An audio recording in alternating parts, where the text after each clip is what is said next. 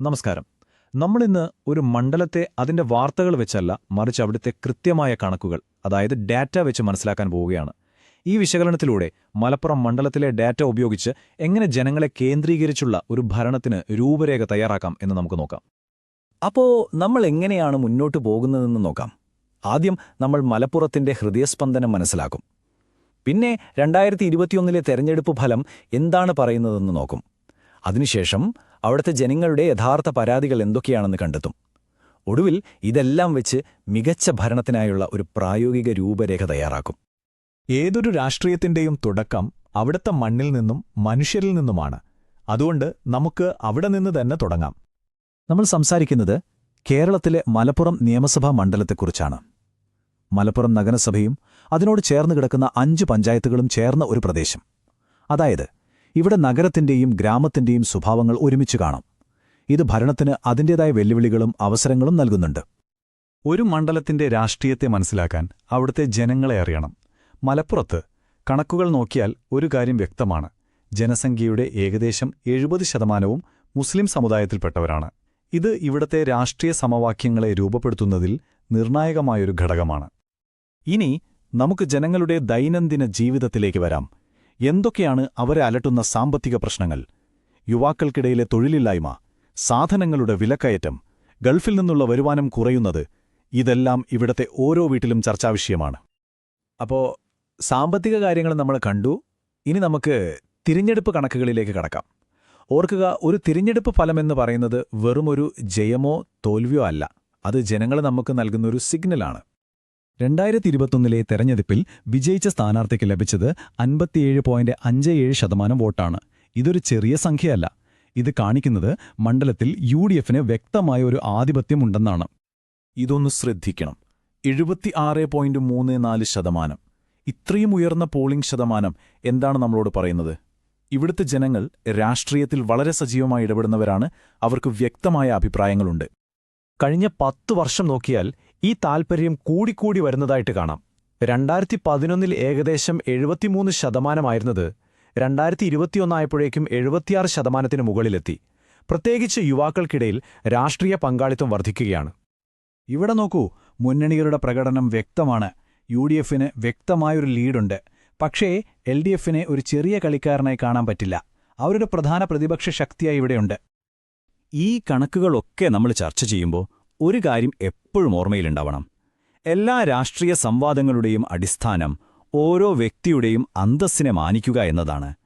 വിവരങ്ങളുടെ അടിസ്ഥാനത്തിലുള്ള ഉത്തരവാദിത്തമുള്ള പൊതുചർച്ചകളാണ് നമ്മുടെ ജനാധിപത്യത്തെ ശക്തിപ്പെടുത്തുന്നത്. ശരി, അപ്പോൾ എന്ത് സംഭവിച്ചു എന്ന് നമ്മൾ കണ്ടു. ഇനി അതിലും പ്രധാനപ്പെട്ട ചോദ്യത്തിലേക്ക് വരാം. എന്തുകൊണ്ട് ഇത് സംഭവിച്ചു? എന്തുകൊണ്ടാണ് ഒരു മുന്നണിക്ക് ഇവിടെ തുടർച്ചയായി വിജയിക്കാൻ കഴിയുന്നത്?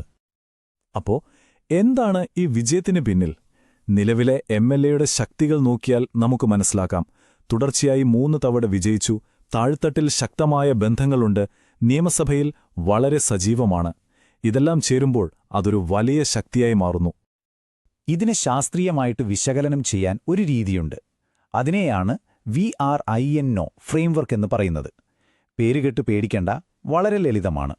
ഒരു രാഷ്ട്രീയ സംഘടനയുടെ ശക്തി എത്രത്തോളം ഉറപ്പുള്ളതാണ്, മറ്റുള്ളവർക്ക് അത് എളുപ്പത്തിൽ മറികടക്കാൻ പറ്റുമോ എന്നൊക്കെ മനസ്സിലാക്കാനുള്ള ഒരു ഉപാധിയാണിത്.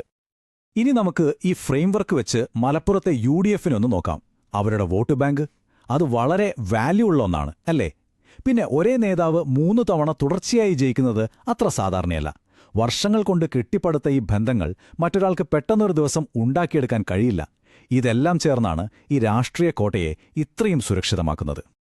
ഒരു കോട്ട എത്ര ശക്തമാണെങ്കിലും അതിൽ ചെറിയ വിള്ളലുകളുണ്ടാകാം. ജനങ്ങൾക്ക് പരിഹരിക്കപ്പെടാത്ത ചില പരാതികളുണ്ട്, ചില അതൃപ്തികളുണ്ട്. ഈ വിള്ളലുകളാണ് മാറ്റത്തിനുള്ള അവസരങ്ങൾ തുറന്നു തരുന്നത്. നമുക്ക് ആ വിള്ളലുകൾ എന്തൊക്കെയാണെന്ന് നോക്കാം. ഇതൊന്നും വലിയ രാഷ്ട്രീയ സിദ്ധാന്തങ്ങളല്ല, മറിച്ച് സാധാരണക്കാർ എല്ലാ ദിവസവും അനുഭവിക്കുന്ന ബുദ്ധിമുട്ടുകളാണ്.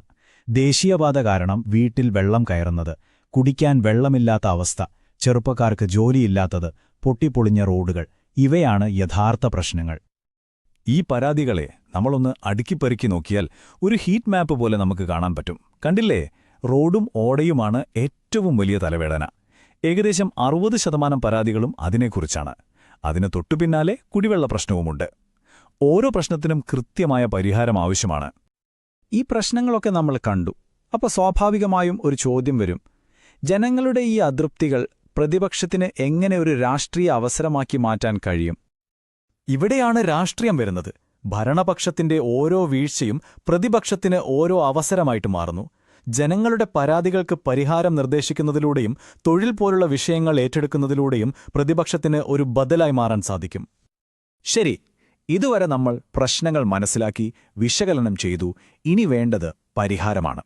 എങ്ങനെ ഫലപ്രദമായി ഭരിക്കാം, എങ്ങനെ ജനങ്ങളുടെ വിശ്വാസം നേടാം എന്നതിനായുള്ള ഒരു പ്രായോഗിക രൂപരേഖയിലേക്ക് നമുക്ക് കടക്കാം. ഇതിനായി നമ്മൾക്ക് ഒരു 4 തലങ്ങളുള്ള തന്ത്രം ഉപയോഗിക്കാം. ഇതിന് ചതുർമുഖ സിദ്ധാന്തം എന്ന് വിളിക്കാം. ഒന്നാമത്തേത്, പ്രതിപക്ഷത്തിന്റെ വീഴ്ചകളെ നേരിട്ട് ചോദ്യം ചെയ്യുക. രണ്ടാമത്തേത്, സമൂഹത്തിൽ സ്ഥിരതയും സമാധാനവും ഉറപ്പാക്കുക. മൂന്നാമത്തേത്, തൊഴിൽ പോലുള്ള വിഷയങ്ങളിൽ പുതിയ ആശയങ്ങൾ കൊണ്ടുവരിക. നാലാമത്തേത്, സാമ്പത്തിക പ്രതിസന്ധികളിൽ നിന്ന് ജനങ്ങൾക്ക് ഒരു സംരക്ഷണ കവചം നൽകുക. ഈ തന്ത്രത്തിന്റെ എല്ലാം അടിസ്ഥാനം ഒന്നു മാത്രമാണ്.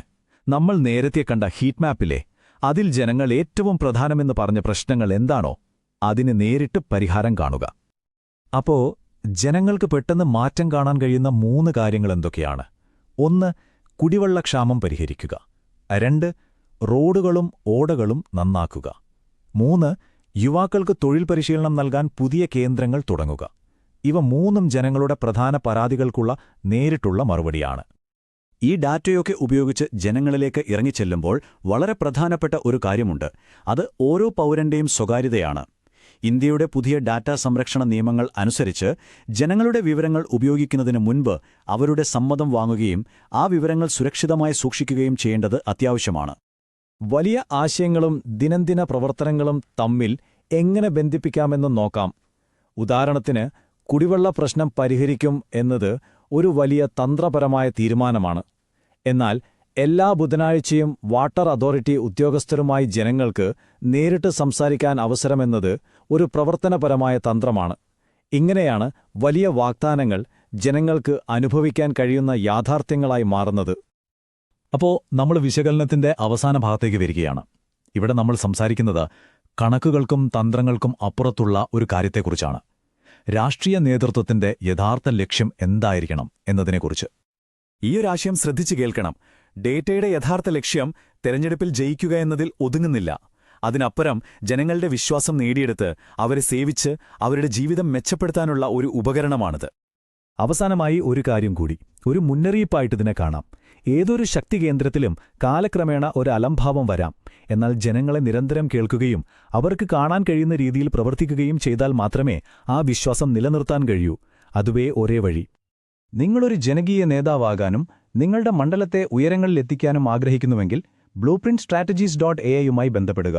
mgr@blueprintstrategies.ai എന്ന വിലാസത്തിലോ 080-421-41-602 എന്ന നമ്പറിലോ വിളിക്കാം. രാഷ്ട്രീയത്തിനപ്പുറമുള്ള ലക്ഷ്യം.